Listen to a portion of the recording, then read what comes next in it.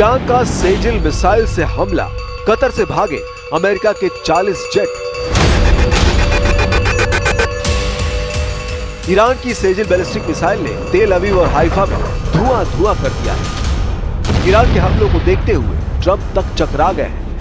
यही वजह है कि ईरान को चारों तरफ से घेरने में जुटे अमेरिका के 10 अड्डों पर ईरान भीषण हमले की तैयारी कर रहा है।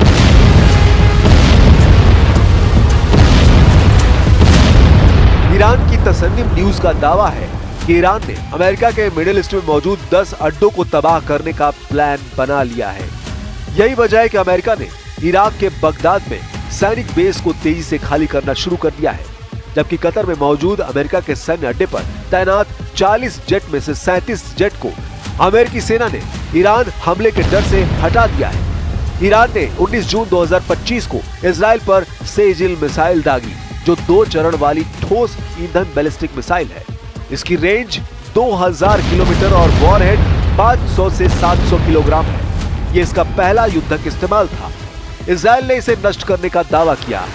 ईरान का यह हमला एक रणनीतिक संदेश था, जिससे क्षेत्रीय तनाव बढ़ सकता है।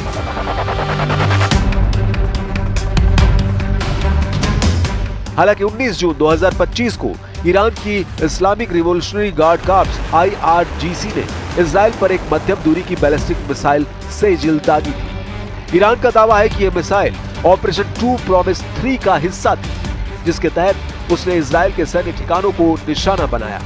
अब आप जरा इस मिसाइल की खासियत जान लीजिए। 2011 में ईरान द्वारा प्रकाशित आंकड़ों और अन्य विश्वसनीय स्रोतों के मुताबिक सेजिल मिसाइल की मुख्य विशेषताएं बेहद खास है। सेजिल मध्यम दूरी की बैलिस्टिक मिसाइल यानी MRBM है। सेजिल 2 चरण वाली है, जिसमें वॉरहेड यानी विस्फोटक हिस्सा अलग हो सकता है। लॉन्च का तरीका ऊर्ध्वाधर वर्टिकल है, लेकिन परिवर्तनशील कोण पर भी दागी जा सकती है। अधिकतम दूरी इसकी 2000 किलोमीटर, कुछ स्रोतों में 2400 से 2500 किलोमीटर तक का भी दावा किया गया है। सेजिल का वजन 23,623 किलोग्राम यानी लगभग 23.6 टन है। इसकी लंबाई 17.57 मीटर, कुछ स्रोतों में 18 मीटर तक का भी दावा किया गया है। सेजिल का व्यास 1.25 मीटर है। वॉरहेड का वजन 500 से 700 किलोग्राम, कुछ स्रोतों में 1000 किलोग्राम तक बताया गया है। सेजिल की गति मैक 13 है, यानी लगभग 17,000 किलोमीटर प्रति घंटा है। सेजिल मिसाइल परमाणु हथियार ले जाने में सक्षम है। हालांकि ईरान का दावा है कि यह केवल पारंपरिक विस्फोटकों के लिए है। इधर ईरान और इजराइल की भीषण जंग ने दुनिया को बांटना शुरू कर दिया है। रूस, चीन और तुर्की ने इजराइल का खुलकर विरोध करना शुरू कर दिया है और साफ चेतावनी इजराइल और अमेरिका को दी है कि ईरान पर हमले बंद करो, वरना अंजाम बुरा हो सकता है। ईरान में अयतुल्ला अली खामेनेई की सत्ता रूस के लिए बहुत अहम है। एक्सपर्ट्स बताते हैं कि ईरान की बर्बादी रूसी राष्ट्रपति व्लादिमीर पुतिन के लिए न सिर्फ सामरिक झटका होगी, बल्कि उनकी इज्जत पर एक बदनुमा दाग भी लगा देगी।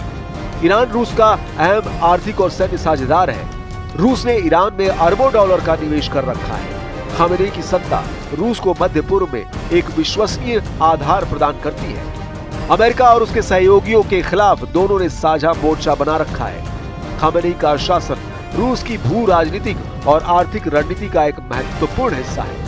ईरान का अगर पतन होता है तो रूस के लिए ये सीरिया से भी बड़ा झटका होगा। उधर ईरान के परमाणु बम पर हैरान करने वाला दावा अंतर्राष्ट्रीय परमाणु ऊर्जा एजेंसी ने किया है।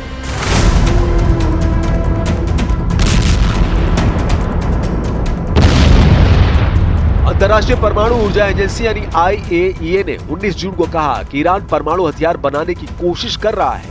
इसका कोई सबूत नहीं मिला है। IAEA के डायरेक्टर राफेल ग्रासी ने अल जजीरा को इंटरव्यू में ये ताजे दावे किए हैं। ऐसे हालात में सवाल उठता है तो फिर अमेरिका की शह पर इजराइल ईरान पर खूनी हमले क्यों कर रहा है?